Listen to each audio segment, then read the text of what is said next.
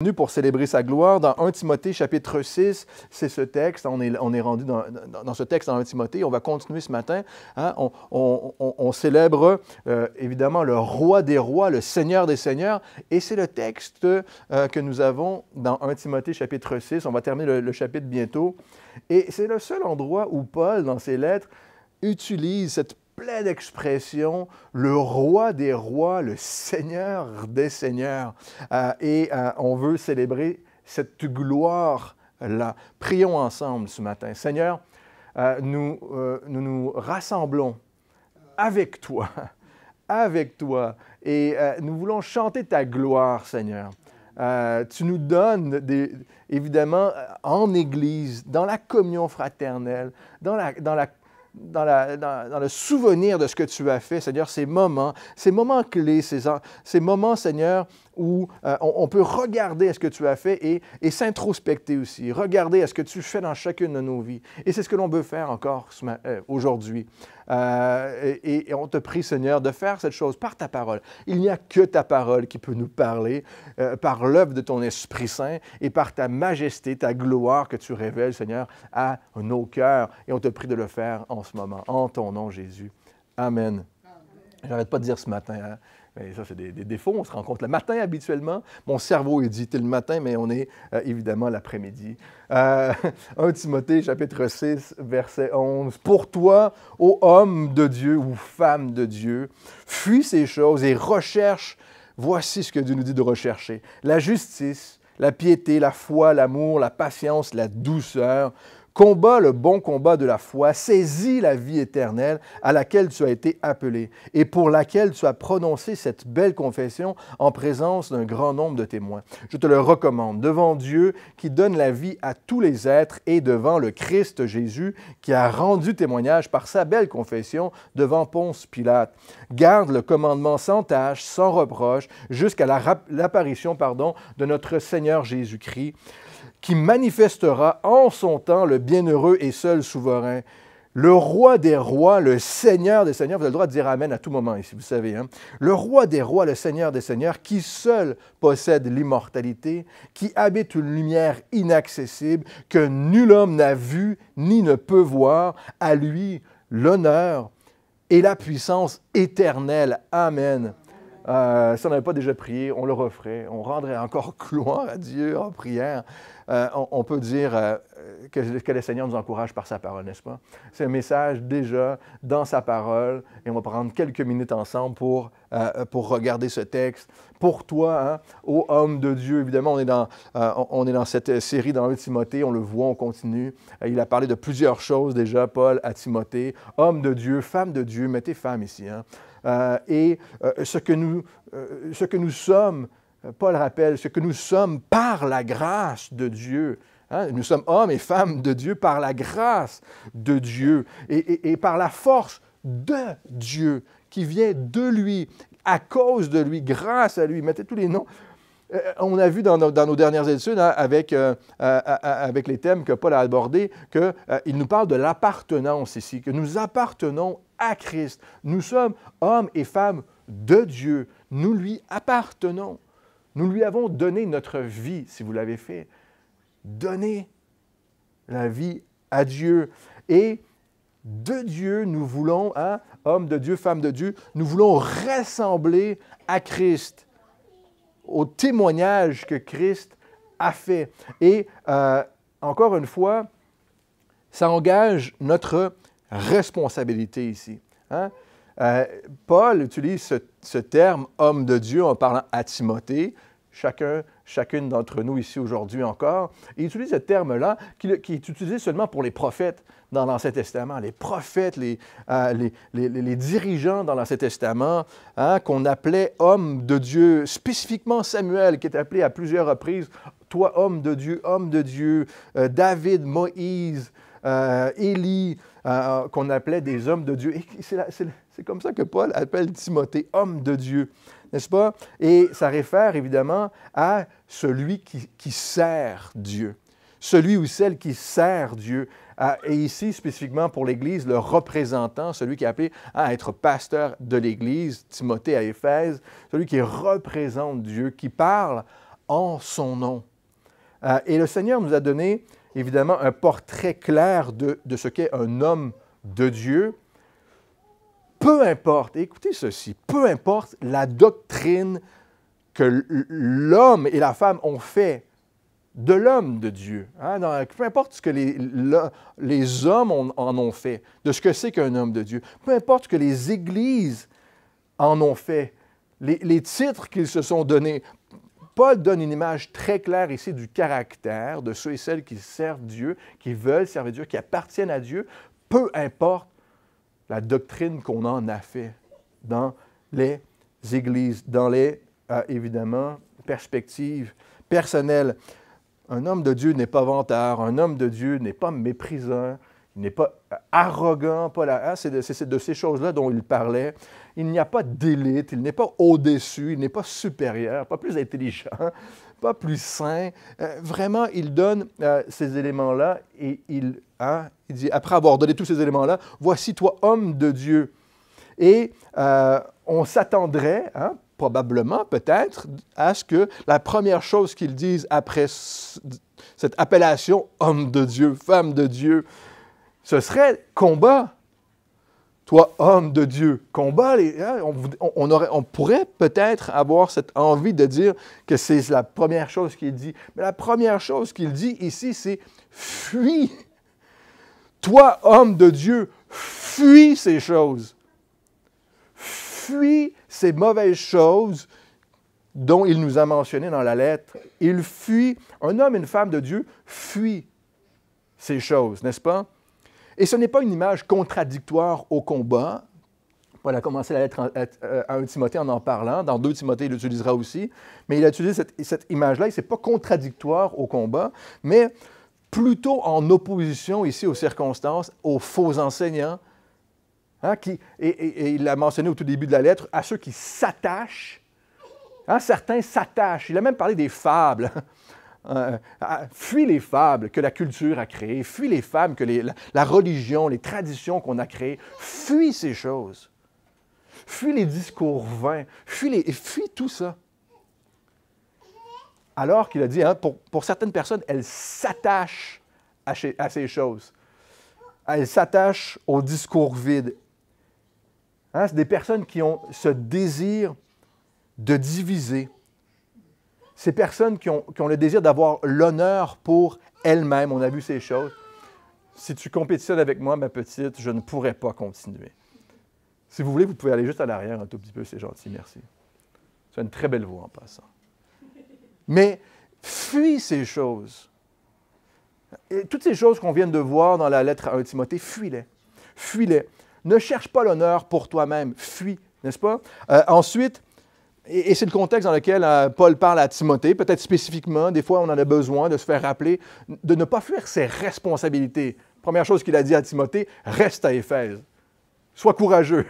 Oui, il y a des faux enseignements, des faux enseignements, des faux enseignants. Sois courageux. Ne fuis pas tes responsabilités. Ne fuis pas les difficultés, mais fuis le danger. Fuis le danger. Fuis le danger. Ces mauvaises choses devant Dieu.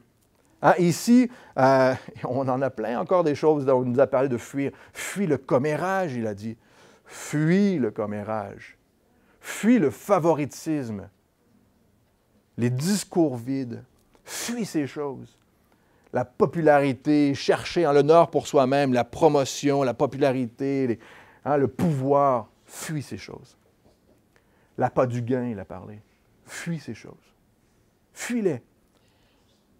Il ne parle pas ici simplement des fausses doctrines, mais il parle des guerres de mots. C'était notre dernière étude. Il disait, ceux qui font des guerres de mots sont enflés d'orgueil. Toi, homme de Dieu, femme de Dieu, fuis ces choses. Plus que ça, il a dit, Paul a dit à Timothée, retire-toi, ce terme-là, c'est retire-toi d'une telle personne qui veut faire la guerre de mots avec toi. Retire-toi. N'embarque même pas dans ces choses-là. Un autre pasteur aura dit, parfois, lorsqu'on est chrétien, ça prend du courage de fuir. C'est une des qualités, probablement, dans certaines circonstances, pour un chrétien, c'est de fuir. Et ce n'est certainement pas la chose la plus facile à faire. C'est pour ça que ça prend du courage. Fuir, se retirer des choses mauvaises, ça prend du courage. Ça prend du courage. Cette image, la façon dont Paul parle à Timothée, c'est comme nous les parents qui parlons à nos enfants parfois. Fuis le danger. C'est comme ça qu'on parle à nos enfants. Moi je suis un papa plutôt autoritaire parfois. Vous allez entendre ça parfois, et c'est autoritaire. Arrête. Arrête maintenant. Pousse-toi. Qui a des enfants qui parfois, tête en l'air, décident d'aller dans la rue comme ça? C'est fuis, enlève-toi de là. Tu n'as pas le temps toujours d'expliquer les choses. Retire-toi, c'est un danger, retire-toi. Paul parle de la même façon ici à Timothée. Ne fais pas ça, c'est un danger. Tu vas te faire percuter. N'est-ce pas? Ôte-toi. Ôte-toi des relations conflictuelles. Sors de ça. N'entre pas là-dedans. Retire-toi. Ne te mets pas, et littéralement, ne te mets pas dans des situations de tentation. Évite-les toi-même. Ça même demande de réfléchir même à l'avance parfois. C'est l'histoire de Joseph. On connaît très bien l'histoire de Joseph. Cette histoire très, très connue dans l'Ancien Testament où Joseph, devant la femme de Potiphar, qui voulait être infidèle avec lui, tromper son mari avec Joseph, qu'est-ce qu'il a fait, Joseph? Il a fui. Il s'est enfui. Samson, qu'est-ce qu'il aurait dû faire avec Dalila? Il aurait dû fuir. Il est resté tard le soir sur le canapé, seul avec une fille. Moment de tentation. Mais non, c'est très bien. C'est pas un moment de tentation. On apprend à se connaître, Dalila et moi. Qu'est-ce que Samson aurait dû faire? Vous avez le droit de dire, fuir ici. Fuis! Samson, on est à côté. Fuis! C'est un piège. C'est littéralement un piège. Jésus nous dit constamment dans les évangiles, reste près de moi et fuis le péché. Constamment. Restez attaché à moi.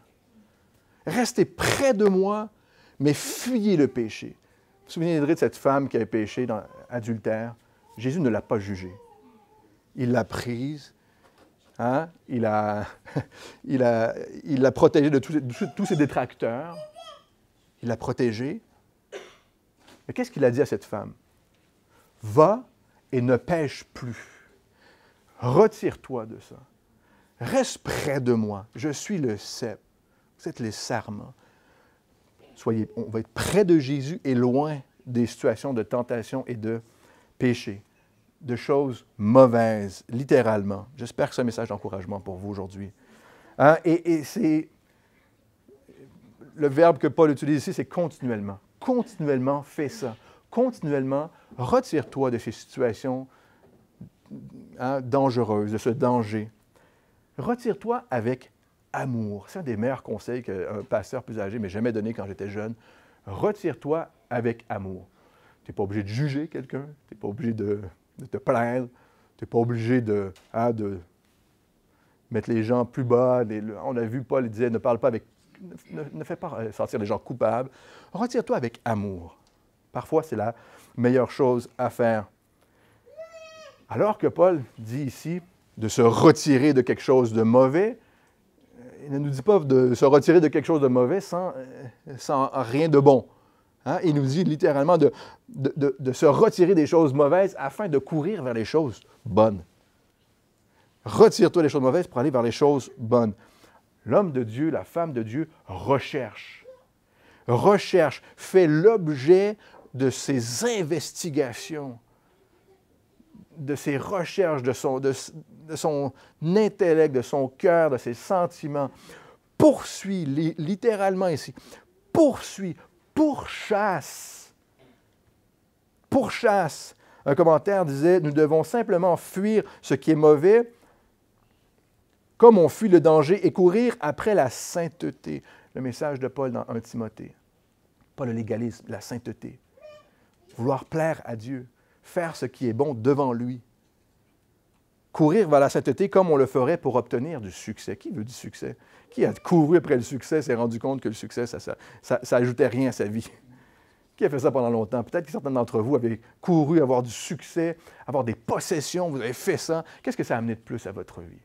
Mais ces choses-là, Paul dit ici, vous avez couru après ça, mais courez après Christ de la même manière que vous pourriez courir après le succès. Pour avoir du succès en Dieu, avec Dieu. Ce qui implique de mettre toute sa pensée, tout son temps, son énergie au service de Dieu, à passer du temps avec Dieu. Fuit, recherche, poursuit, encore une fois, continuellement. Hein, Paul parle plus clairement encore ici du caractère de Dieu.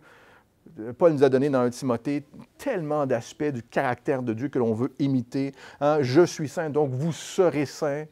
Il nous parle du caractère de Dieu, la justice, la piété, la foi, l'amour, la patience, la douceur, dont j'ai beaucoup besoin. Ces choses-là, j'en ai besoin tous les jours de ma vie, avec chaque personne que je rencontre, spécialement avec mes enfants. Vous avez le droit de dire, on prie pour toi, pasteur. Hein, chacun d'entre nous, avec nos papas, nos frères, nos sœurs, nos maris, nos épouses, par la grâce de Dieu, c'est en Dieu qu'on peut trouver ces choses, frères et sœurs. C'est en Dieu. On a essayé par nous-mêmes, hein? Ceux qui sont plus âgés, là, vous avez essayé pendant longtemps, plus longtemps que nous. Est-ce qu'on y arrive par nous-mêmes? Ah, c'est impossible. C'est les choses de Dieu que l'on veut. On doit cultiver ces choses-là qui viennent de la grâce de Dieu par la force du Saint-Esprit. C'est selon sa grâce dans nos vies. On veut être connu pour ces choses. La justice qui nous parle d'une intégrité personnelle, très simplement. Cette sainteté, hein, on a vu la sainteté en pratique. Ce n'est pas tout de dire « je suis saint ». Démontre-le. La sainteté en pratique. C'est littéralement de ce dont Paul nous parle ici, hein, qui démontre ce caractère-là, premièrement, hein, qu'on a vraiment passé du temps avec Dieu, que Dieu a vraiment fait une œuvre dans notre vie, mais qu'après ça, on agit, on marche d'une façon dont là, nous avons été changés. J'espère que ça fait du sens pour vous aujourd'hui. La foi, ici le mot serait peut-être même mieux traduit, la fidélité. Et c'est un des premiers traits de caractère que Paul rappelle à Timothée. Reste à Éphèse. Sois fidèle à ce que Dieu t'a appelé à faire. Sois fidèle là où Dieu t'a demandé d'être. L'amour, cet amour-là, l'amour agapé, qui est un amour sacrificiel, qui se donne, qui ne demande pas, mais qui se donne, qui n'exige pas, mais qui donne tout. On vient de le chanter ensemble. Seigneur, j'ai trouvé ta grâce. Prends tout. J'ai trouvé ta grâce, Seigneur. Prends tout. C'est de cette foi, de cet amour-là, cette patience, hein, qui démontre l'endurance. C'est très bien dans le contexte du combat que Paul va nous parler dans un instant. Cette endurance-là, n'est-ce pas, à passer au travers des épreuves. Ne fuis pas tes responsabilités, ne fuis pas la difficulté. Au contraire, va avec Dieu et Dieu va t'accompagner et il va te faire passer au travers des épreuves. Il va te fortifier, il va répondre à tes besoins, il va prendre soin. J'espère que vous le croyez ce matin, frères et sœurs. C'est cette patience dont Dieu parle. Hein? On manque de patience tous les jours dans plein de circonstances, moi le premier. On a besoin de la patience de Dieu pour persévérer, ne pas abandonner. Et ça, c'est en Dieu qu'on trouve ces choses. La douceur. La douceur, ce n'est pas la faiblesse, hein? Ce n'est pas une manière d'être. Moi, je suis une personne douce plutôt. Hein? Il ne parle pas de cette apparence de douceur. Il parle réellement d'une capacité de contrôler la puissance. Le mot nous parle d'être capable de contrôler, hein, de se maîtriser littéralement, de maîtriser par la force de Dieu. Ce courage-là de, parfois, peut-être même le mot pourrait être traduit plus justement par gentillesse. Hein? Avoir même de la bienveillance envers les autres. Décider d'être gentil. Ah, c'est ce dont Paul nous parle ici. Évidemment, il lui parle à Timothée dans ce contexte où des gens venaient à lui mettre en doute son ministère, partager de fausses doctrines autour. Il avait peut-être envie de, je ne sais pas, de les mettre dehors avec, je ne sais pas, mais il dit sois doux, représente le caractère de Dieu. Mais ça, c'est la façon dont on doit voir chaque personne autour de nous, hein? Même les personnes les plus difficiles. Et on est humble lorsqu'on se pointe à nous-mêmes. Et de dire, mais le Seigneur, il est doux avec nous, il est patient avec nous, il est bon avec nous. Il est continuellement ces choses envers nous. Et nous, la grâce que Dieu nous donne, c'est afin que ça puisse sortir, hein, et qu'on puisse agir avec grâce aussi. En toutes circonstances, recherche ces choses. Hein? Fuis les mauvaises choses et en toutes circonstances, recherche ces choses. Combat le bon combat, il continue 1 Timothée 6, verset 12. Combat le bon combat de la foi, saisis la vie éternelle à laquelle tu as été appelé et pour laquelle tu as prononcé cette belle confession en présence d'un grand nombre de témoins. Tout de suite après avoir dit « Sois patient, doux, gentil », il nous parle de combat, hein, fuis. Est-ce que c'est contradictoire, ces choses? Évidemment, ça ne l'est pas du tout. Paul est en train de dire à Timothée, ce n'est pas une guerre de mots, une guerre théologique que tu dois mener. Hein. Ce n'est pas ça. Paul vient de le dire. Il dit littéralement ici, c'est le mauvais combat. Hein, cette guerre de mots, cette division, cette sainteté d'apparence, c'est le mauvais combat. Combat le bon combat. Il a même dit, hein, que cette guerre de mots, c'est une maladie. Hein, ceux qui font ça, ceux qui mènent ce mauvais combat, ils sont enflés d'orgueil, ils ont la maladie des discussions. Ne combat pas le mauvais combat. Fuis-le. Retire-toi. Il n'y a pas, frères et sœurs, il n'y a pas une bonne guerre de mots, hein, ou une mauvaise guerre de mots. Le mauvais combat est la guerre de mots. Ces choses remplissent d'orgueil. Et, encore une fois, il n'y a pas certaines personnes, il n'y a pas d'élite. Hein. Il n'y a pas certaines personnes qui comprennent mieux, qui sont au-dessus des autres. On n'a pas d'élitisme, là. Et qu'il n'y a pas certaines personnes, certains pasteurs, certains théologiens qui, eux, ont cet appel de faire cette guerre de mots-là. Ce n'est pas ce que Paul dit. Il n'y a pas de saints élites, hein, qui peuvent, elles, mener la guerre de mots. Ceux qui le font sont enflés d'orgueil. Paul dit à Timothée, encore une fois, fuis ces choses. C'est le mauvais combat. 1 Corinthiens, chapitre 2, verset 4, je vous le lis.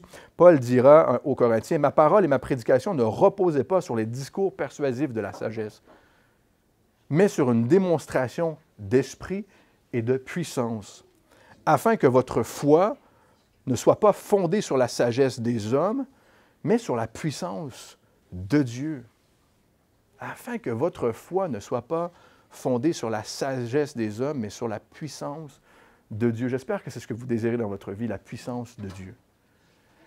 Être vraiment fondé, que votre foi soit fondée sur la force, la puissance de Dieu, l'œuvre du Saint-Esprit dans votre vie. Homme de Dieu, hein, combat un combat pour la sainteté constamment. Mais ce combat, il est toujours selon la parole de Dieu, selon ce que Dieu te dit. Ce n'est pas selon nos envies, selon nos convictions, hein, nos opinions. Combat le combat de la foi. Persévère. Crois en Dieu. Crois qu'il est et qu'il agit. Combat le combat de la foi. La démonstration d'esprit et de puissance, c'est la justice, c'est la piété. C'est la foi, l'amour, la patience, la douceur, ces choses qui sont évidemment les fruits d'une relation avec Dieu par son Saint-Esprit. C'est la démonstration, c'est de cette manière que le Saint-Esprit se manifeste. Ce qui est bien plus difficile à mener, une vie comme ça de sainteté, que les guerres de mots. C'est beaucoup plus difficile. Que les guerres d'ego.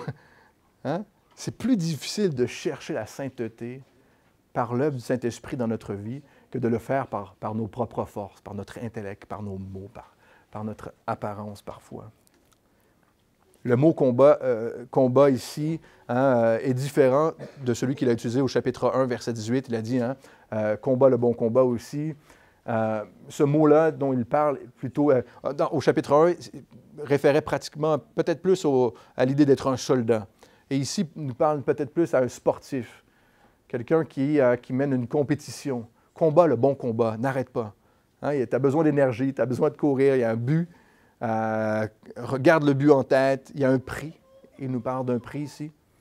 Tout donner afin, hein, on est dans le contexte des Jeux olympiques, hein, Éphèse, Corinthe, là, tout ça. C'était très important pour eux, ils avaient l'image claire de ce que c'était. Combat le bon combat, ce qui implique que notre foi sera, frères et sœurs, en lutte constante. Combat le bon combat, c'est que notre foi sera éprouvée constamment. Attaquée et éprouvée, les deux.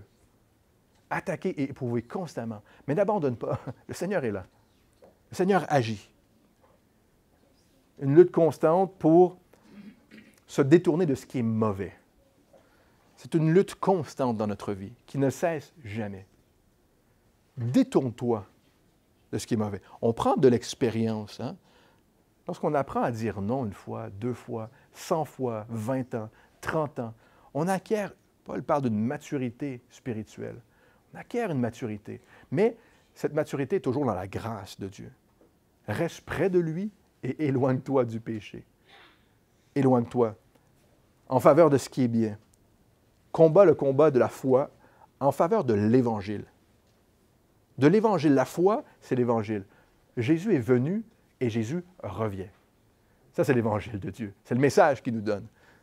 C'est le message que l'on célèbre tous les dimanches de l'année, chaque jour de notre vie. L'Évangile. Jésus est venu et Jésus revient. C'est l'Évangile de Dieu. Littéralement ici, combat le bon combat, c'est agonise la bonne agonie. Agonise la bonne agonie.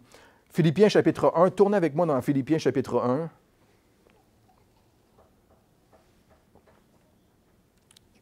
Philippiens chapitre 1, pardon, verset 27.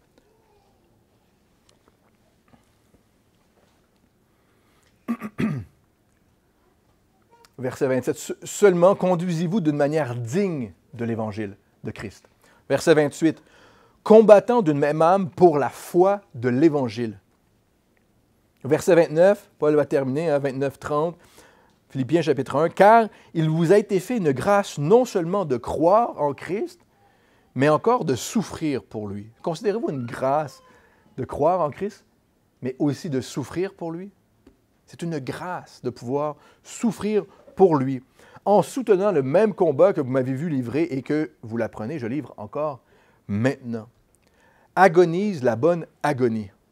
Souffre pour la bonne raison. Combat le bon combat, c'est de souffrir pour la bonne chose, pour la foi de l'Évangile. C'est le combat que l'on veut mener. Fuis, Paul utilise ces termes ici, fuis, recherche, combat, continuellement. Mais la chose que tu peux faire une fois et qui est scellée, c'est saisir la vie éternelle. Saisis la vie éternelle une fois pour toutes. Mets ta foi en Jésus, dans le cadeau qu'il t'offre. Saisis la vie éternelle. C'est le prix de ta foi qui t'est offert. Frères et sœurs, c'est le cadeau pour notre foi. Pour mettre notre confiance en Christ, il nous donne un cadeau, c'est la vie éternelle. C'est l'héritage promis.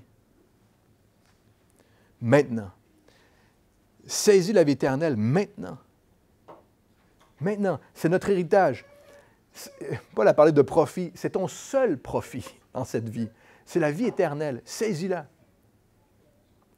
C'est l'espoir présent et c'est le seul espoir pour l'éternité.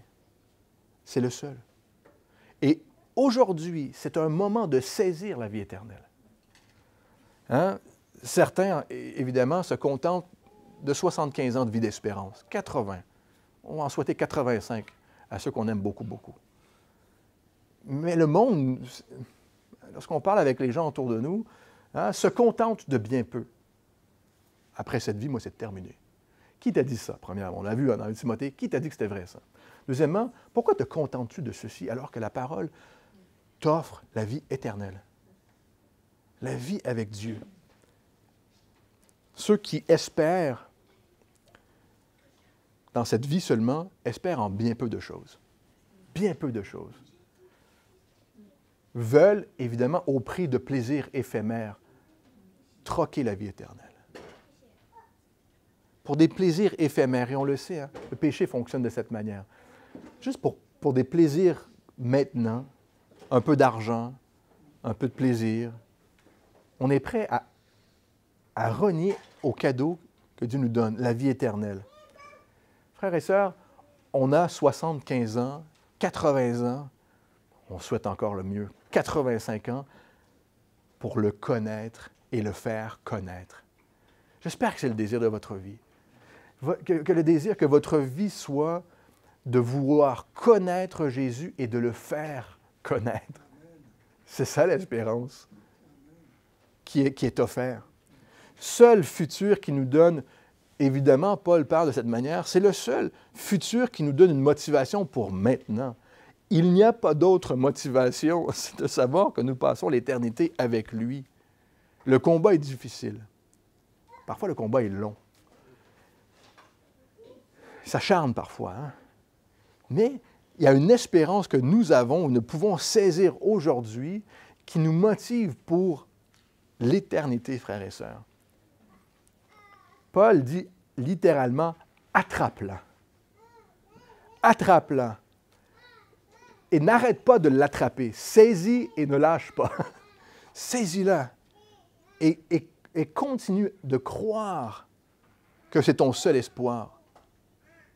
Parce que Dieu te le dit. La foi en Jésus, frères et sœurs, est une ferme assurance, la parole nous dit.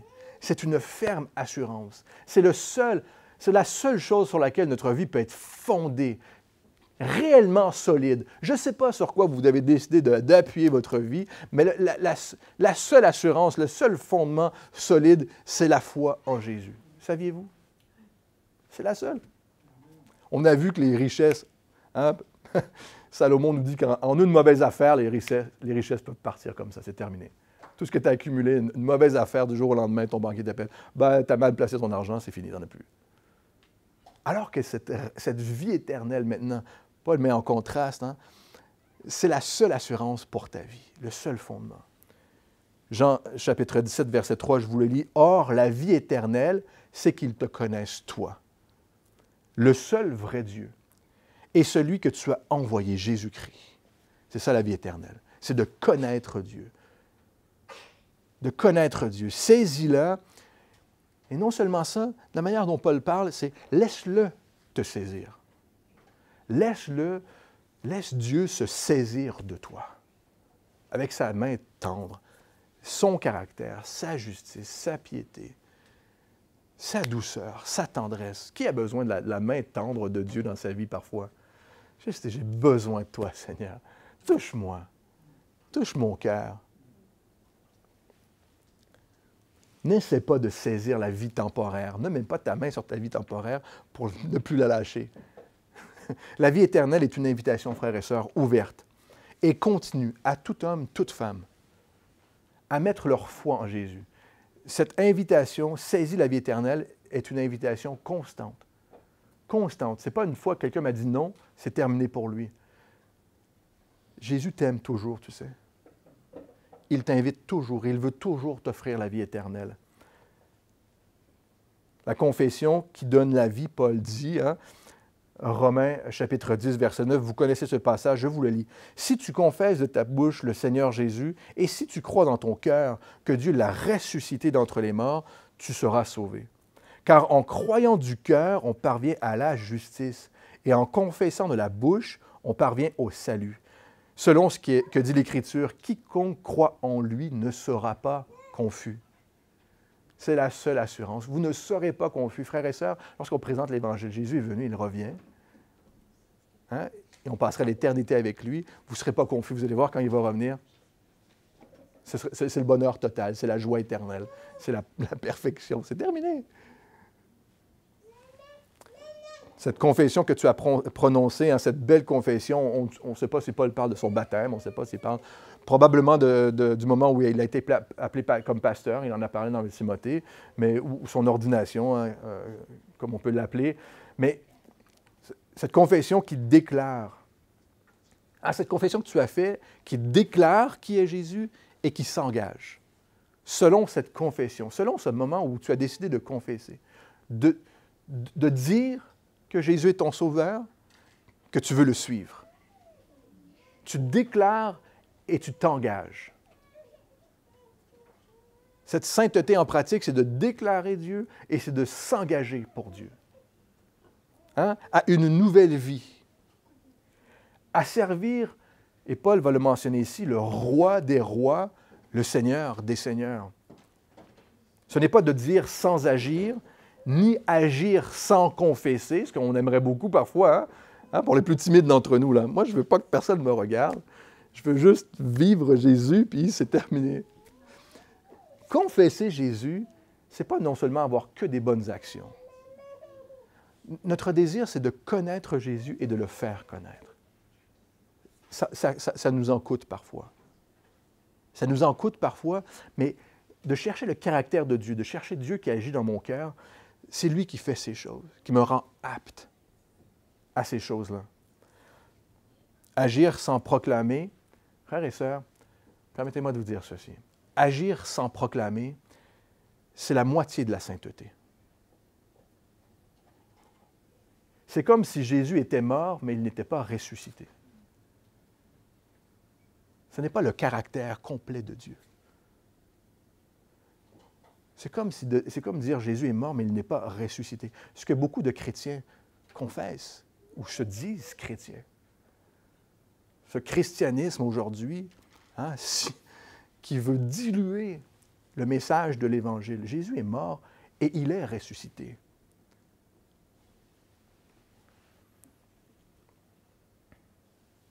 Nous devons partager cette foi-là, confesser cette foi-là. Un autre pasteur disait, sinon nous sommes des statues emblématiques. Qui veut être une statue emblématique? Non, on veut servir le Seigneur. Nous voulons marcher dans sa sainteté. Nous voulons le servir, le connaître et le faire connaître. J'espère que c'est le désir de votre cœur ce matin. Ta confession que tu continues, Paul, encore une fois, utilise le même temps de verbe, ta confession que tu continues à confesser. Pas seulement que tu as fait une fois il y a 10 ans, 20 ans, 30 ans, mais cette confession que tu as faite et que tu continues à confesser. Tu continues à annoncer Jésus. Et Jésus seul, évidemment, il parle au pasteur Timothée. Qu'est-ce que tu fais à l'Église? Comment est-ce que tu conduis le peuple de Dieu? Est-ce que tu continues à enseigner la parole de Dieu ou tu as commencé à enseigner tes propres idées? Là? Hein, la parole de Dieu. Continue à confesser. Jésus est mort et il est ressuscité, frères et sœurs. J'espère que vous le croyez ce matin. Jésus, c'est l'Évangile, hein? Ça s'encapsule en deux choses. Il est mort et ressuscité. Il est venu et il revient. Paul dit ici, voici quelle est cette confession dans laquelle nous pouvons ancrer notre assurance. Jésus est roi et il revient avec son royaume. Il est le roi des rois, le Seigneur des seigneurs. Paul confesse lui-même ici, c'est ce qu'il fait. Je te le recommande devant Dieu qui donne la vie à tous les êtres et devant le Christ Jésus qui a rendu témoignage lui-même par sa belle confession devant Ponce Pilate. Encore une fois, hein, Paul nous a dit, nous sommes devant Dieu. Ce que l'on fait, on le fait devant Dieu. Ici à l'Église et lorsqu'on est seul. On est devant Dieu. C'est normal qu'on veut lui plaire à lui. Jean chapitre 18. Quelle est cette confession que Jésus a fait devant Ponce Pilate? Jean chapitre 18, verset 37, je vous le lis. Mais maintenant, hein, Jésus répond à Ponce Pilate, qui lui a demandé, « Es-tu roi? Mais maintenant, mon royaume n'est pas d'ici-bas. » Maintenant, hein, il n'est pas encore. Pilate lui dit, « Tu es donc roi. » Jésus répondit, « Tu le dis, je suis roi. Voici pourquoi je suis né, et voici pourquoi je suis venu dans le monde, pour rendre témoignage à la vérité. Quiconque est de la vérité, écoute ma voix. » C'est la confession que Jésus a faite devant Ponce Pilate. Mon royaume n'est pas de ce monde, dit Jésus. Encore. Mais mon royaume vient. Mon royaume vient. Paul, dans cette optique de Jésus qui revient, si on prêche Jésus qui est venu, Sans prêcher Jésus qui revient, on a la moitié de l'Évangile, frères et sœurs. C'est comme de prêcher Jésus mort, mais qui n'est pas ressuscité. Jésus est venu, mais Jésus revient. Garde le commandement sans tâche, sans reproche, jusqu'à l'apparition de notre Seigneur Jésus. Et on va terminer dans un instant. Dans cette optique que Jésus revient, j'espère que ça vous encourage juste de le dire, là, frères et sœurs, ce matin. Hein? C'est notre joie, c'est notre espoir aujourd'hui. Dans cette optique, garde le commandement sans tâche, sans reproche, jusqu'à l'apparition de notre Seigneur Jésus-Christ. Paul a gardé cette espérance du retour lui-même, hein, toute sa vie. Hein, il est en fin de vie ici. Il écrit à Timothée, c'est ses 2 dernières lettres avec Tite. Il va dire dans 2 Timothée, « J'espère venir te voir, mais il n'écrira plus jamais. Paul sera mis à mort. » Mais il a gardé cette optique que Jésus revenait toute sa vie, sans savoir quand il arrivait. Mais il a gardé cette optique sans savoir. Et il dit, saisir la vie éternelle en Jésus est urgent, car soit que tu pars rapidement, que Dieu nous en préserve, soit qu'il reviendra nous chercher, n'est-ce pas? Éventuellement, son retour est imminent.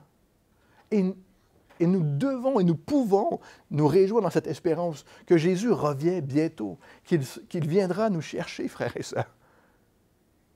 Et nous ne savons pas quand il revient. Lorsqu'on est chrétien, on marche avec un but, premièrement. Nous avons un but. Servir Dieu. Lui donner notre vie. Mais on marche aussi, lorsqu'on est chrétien, chrétienne, on marche dans une attente, frères et sœurs.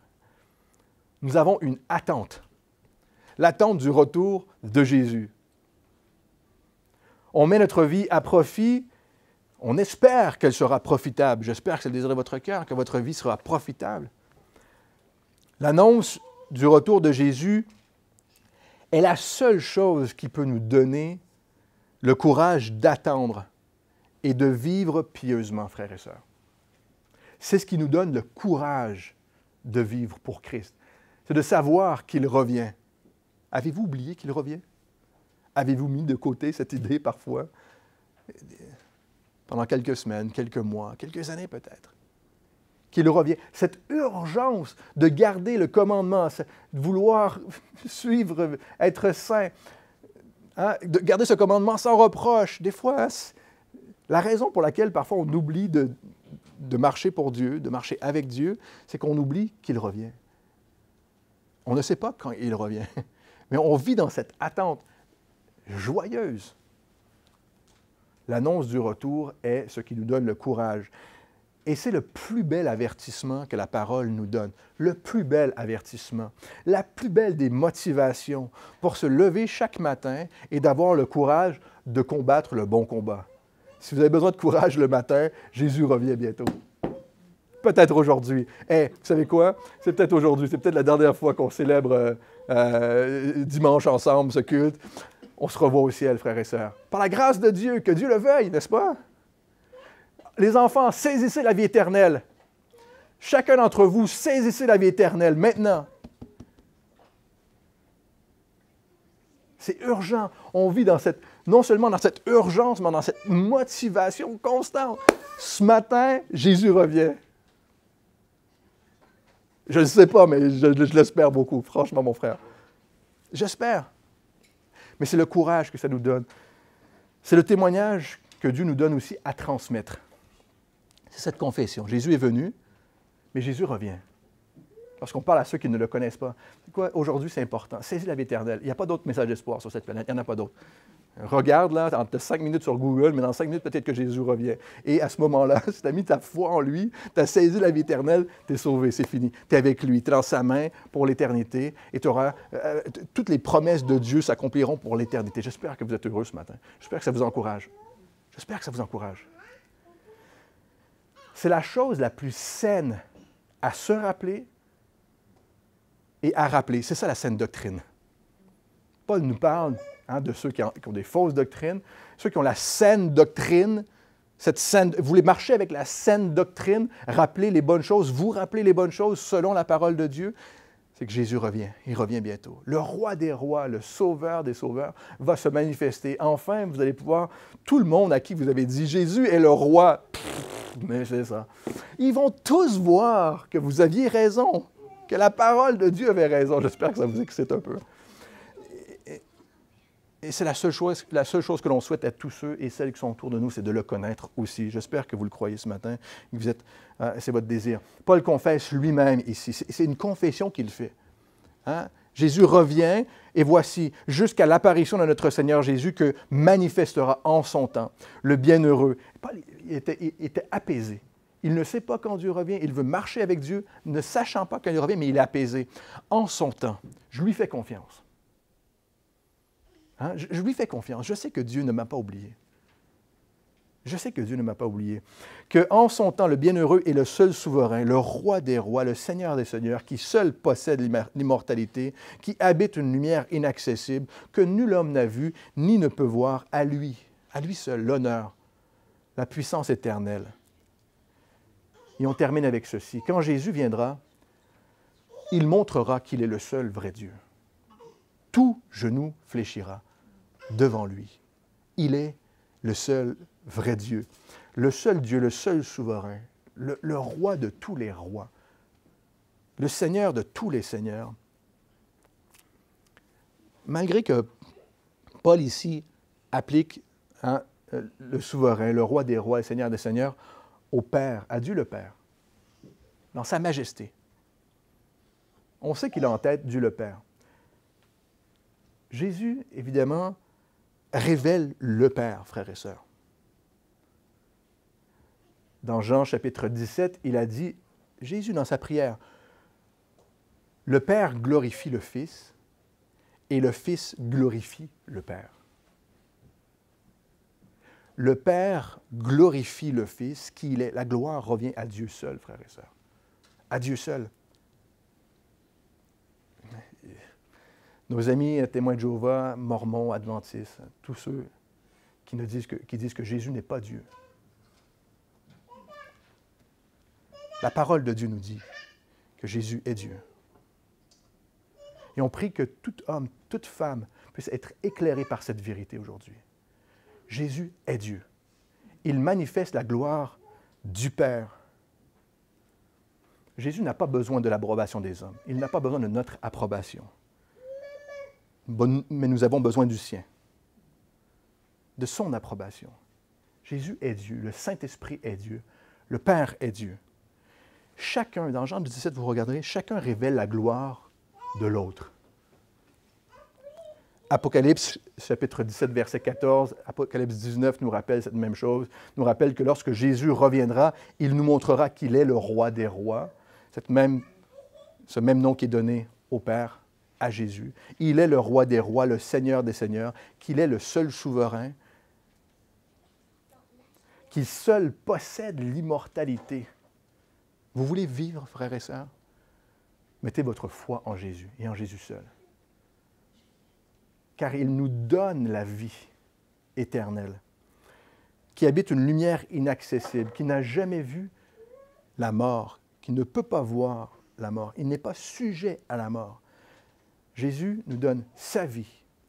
Hein? Jean chapitre 10 nous rappelle, personne ne lui prend la vie, il la donne. C'est un cadeau qu'il nous fait. Il est la lumière du monde, nous rappelle la parole. Cette lumière inaccessible, qui est la seule divinité. Il est le seul Dieu que nul homme n'a vu ni ne peut voir. À lui honneur, puissance. Alors que nous cherchons à développer le caractère de Dieu, et encore, nous avons besoin de lui. Nous avons besoin de lui. Nous avons besoin qu'il nous donne la vie éternelle pour être en lui. Et non seulement ça, nous avons besoin de sa force. De sa force. Nous avons besoin de sa sainteté. De son œuvre en nous. La sainteté veut simplement dire que le Saint-Esprit travaille dans mon cœur. C'est lui qui travaille. Ce n'est pas moi par mes propres forces. Oh, je vais y arriver. Oh, je peux y arriver. Donc, on a besoin que lui travaille dans notre cœur et qu'on le laisse travailler. Paul partage en tête ceci, en sachant que certains d'entre nous, on traverse des difficultés immenses, intenses. Timothée, dans sa situation, ça devait être difficile. Hein? Face au monde, parfois, la difficulté, elle est immense. Elle semble insurmontable. Paul nous rappelle que Dieu est plus grand que tout ça. Il est le souverain. Il est au-dessus de toutes choses. Prions ensemble. Seigneur Dieu, merci. Nous voulons aujourd'hui confesser, et si c'est la première fois pour certains d'entre vous, confesser que tu es le roi des rois, le Seigneur des seigneurs, que tu es Dieu, Père éternel. Merci parce que Jésus nous manifeste ta gloire. Philippe qui a dit, montre-moi le Père et je serai contenté. Jésus qui a dit, il y a si longtemps que je suis avec toi et tu ne m'as pas connu. Celui qui me voit a vu le Père. Jésus, tu nous as permis d'être réconciliés avec Dieu. Par ta mort à la croix et par ta résurrection. Tu as commencé comme un enfant, tu as vécu une vie sans péché. Tu as rappelé les choses de Dieu. Et on te demande aujourd'hui de nous aider à marcher selon ces choses, selon ta parole, Seigneur, que tu nous laisses, mais aussi de laisser ton esprit agir dans notre cœur. Et je te prie pour chacun de mes frères et sœurs ici aujourd'hui, que l'on puisse encore apprendre à marcher avec toi. Nous voulons te dire que nous t'aimons encore aujourd'hui. En ton nom, Jésus. Amen. Amen.